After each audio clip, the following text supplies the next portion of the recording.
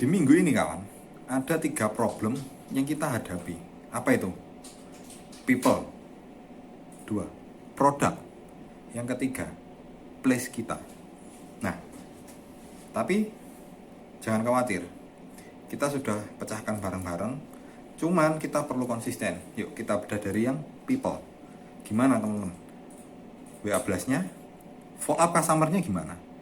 Ya, hasil canvassing. Nah, ini patut kita follow up terus menerus untuk customer juga, untuk kita remind ke customer.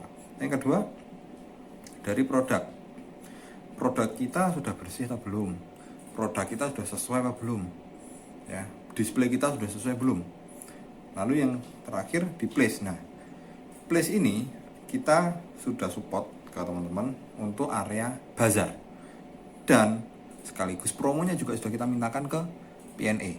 Jadi ayo kita optimalkan untuk produk yang ada di bazar ini, kita jual habis produk yang desktop.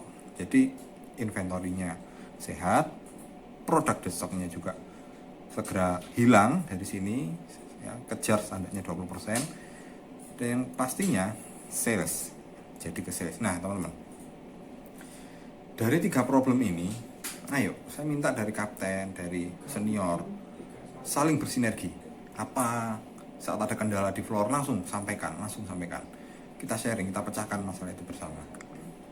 Saya ada cerita teman-teman, dari segala usaha kita yang sudah kita jalani, terkadang masih buntu. Nah, di sini saya ada cerita sedikit teman-teman tentang keberuntungan yang diusahakan.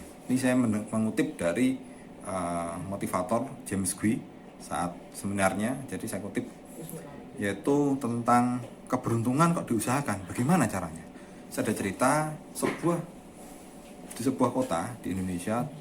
Nah, lahirlah seorang pria yang dia tuh usahanya berjualan tempe.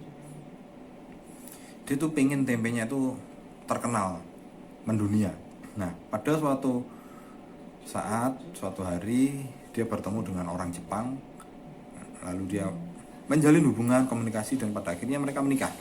Singkat cerita, penjual tempe itu yang dari Indonesia tinggal di Jepang. Di Jepang, wah ini kebetulan negara besar, ini saya bisa mewujudkan cita-cita saya ini. Nah, singkat cerita, karena di sana ada 4 musim, saat musim dingin, musim salju tiba, dan kondisi tempenya juga belum terjual sesuai ekspektasi, dia tuh bingung. Jualan tempe aja susah ternyata di sini, belum laku sesuai apa yang saya harapkan, saya inginkan. Mana kena musim hujan lagi, musim salju, aduh gimana ini? Karena terus salju semakin menebal, sampai atap rumahnya juga tebal dengan salju. Mau nggak mau, karena dia nggak punya biaya cukup untuk panggil orang bersihin, akhirnya dia naik ke atap untuk bersihin sendiri. Nah, lotengnya dibersihin sendiri terus selama 1 minggu. Nah, di hari ke-7 ada seorang wartawan yang meliput, karena diamati selama 3 hari terakhir ini orang ngapain musim-musim salju dingin gini naik di atas loteng. Nah, akhirnya si tukang reporter tadi bertanya, "Hei mas, kamu ngapain musim salju gini kok di atas loteng, gak pakai baju pula? Apa gak dingin?" Spontan dia menjawab, "Aku mencari keberuntungan." Sangat gak masuk akal, dan disitulah akhirnya dari reporter tadi, wartawan tadi, dimasukkan di media. Akhirnya viral, keesokan harinya viral. Banyak orang yang berdatangan ingin meliput, menanyakan sebenarnya yang terjadi di situ seperti apa.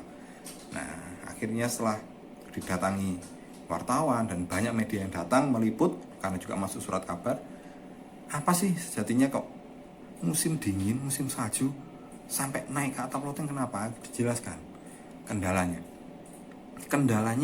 dia nggak punya biaya untuk memperbaiki loteng karena musim salju tiba, mau nggak mau dia harus membersihkan sendiri. Karena apa? Karena jualan tempenya nggak laku. Nah, dari situ keberuntungan yang diusahakannya mulai bekerja. Jadi semisal di hari ke-7 tadi penjual tempe itu capek dan tidur, mungkin nggak akan diliput oleh wartawan. Nah, jadi seperti itu teman-teman. Keberuntungan misalkan mau cek people, place, produk. Nah, kenapa? Cek dulu grooming kita dari people. Sudah benar nggak? Kita sudah siap nggak menyambut customer? Ya. Dari place, tempat kita sudah bersih, rapi belum?